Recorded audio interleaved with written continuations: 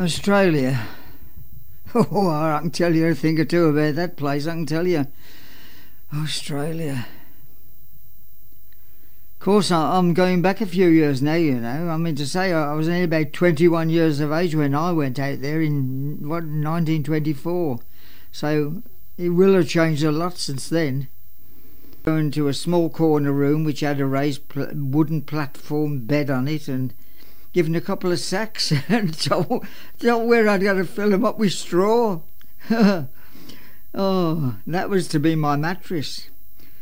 I was told that I should have brought a sheet with me to put over it, but I didn't know anything about that. Luckily, though, he had a spare one to lend me, and as soon as I could, I made me bed. The farmer took me out to feed the horses. Well, of course, I was experienced in handling horses from being on the milk round, straight from school, you see, and that's why I was chosen for this type of work. But these horses, they were all whacking great big uns, all jumping around me and biting each other. I didn't like the look of them, I didn't at all, I can tell you. But the farmer went among them and showed me what to do, because he was used to it, see, and it was all right for him. In the morning, well, I say morning, it was pitch black outside, as it was about, 4 a.m. The farmer woke me up, as it was time for the cows to be milked. Of course, these cows are nothing like the ones you see in the fields back home. Oh no, these were sort of wild things, all hairy with great big horns. So this farmer, he gave me a bucket and a 3-legged wooden stool and told me to go milk one row while he did the others. Well, I said to him, I said, I ain't never milked anything like this before. I only used to deliver the stuff in bottles. These horses and linked them up next to each other while the farmer did the other 4. Now you can only get 4 in a row through the paddock gate, you see. So once they were through the gates, the 2 sets of 4 horses were joined up to give you 8 in a row sort of thing. That was the row for ploughing. The plough cut 7 furrows and had a metal seat on it while the horses were guided by the reins.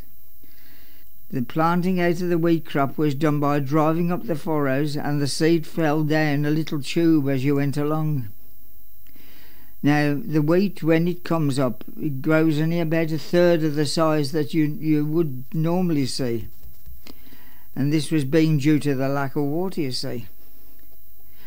Also, since the yield is less per acre than it normally is, you need more ground to grow the smaller crop than most places. When ripe, it was harvested by the farmer himself, using about 5 horses to pull the harvesting machine. And after the grain was bagged and the sacks put together behind the horse-drawn cart, a hoist affair was rigged up which lifted the sacks one at a time by moving the horse forward a little, and then swung sideways onto the cart. When about 30 sacks were on board, it was a full load ready to go to the railway station, about 9 miles away then. Long way, you know. I drove there, and I had to park this cart with its 4 wheels on the weighbridge, and then when I was given a ticket to show the laden weight, I drove onto the platform to unload the sacks. Oh, enough hard work for me, I tell you. After that I had to go back to the weighbridge to get the carts unlaid and weight, and this was how they worked out the weight of the sacks, you see, by taking one weight from the other. Because I'd had this toothache. Well, it wasn't half giving me jiff, I can tell you. So the farmer told me to go and get it seen to, and he gave me directions to the dentist at this town. Dentist. Oh, well, anyway, I plodded off and on this horse early next morning, as it would take me all day to go there and back. Well, finally, I managed to get there, and I found this dentist's surgery. It was a blinking barber's shop. I went in and I asked this guy, this dentist, he had a look at my tooth, and he said, "Yeah, I can soon do that for you, mate. I can soon do that." Oh, it ain't half. He got this pair of pliers out on this tooth, and he started twisting and pulling, yanked it out. No anaesthetic, you know, or nothing. Oh, so I paid him and off I went. Oh, I want in a hurry to get out of that dentist again, I can tell you. You might know. Another had a good look round in the sheds and that, and we found a metal wheel off a machine.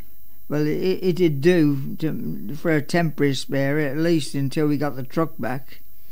So I had to get the big horse and carrying this wheel on, with a chain on it, and ride back to where the truck had been left. Once there, I got the odd wheel and put it on, but of course it couldn't be driven like that because it was a machinery wheel. It wasn't for cars. So I fastened the chain onto the front of the truck and the horse, and he towed while I steered all the way back. Anyway, I decided to come back to England for a few months' visit at least. But I didn't want to lug that big trunk around with me. I bought a little suitcase from the town and left the trunk at the farm for when I returned, because I had plans to come back, you know, to go back. Well, once I was back in England, I met up with a young lady, didn't I? I used to know her before, and we started to go out together again. Then, of course, we got married, you know. I got a job with horse drawn bred round, and I never did go back to Australia. I tell you, I wonder if my trunk's still there waiting for me to go and collect it. Oh dear, I'll never go back anyway.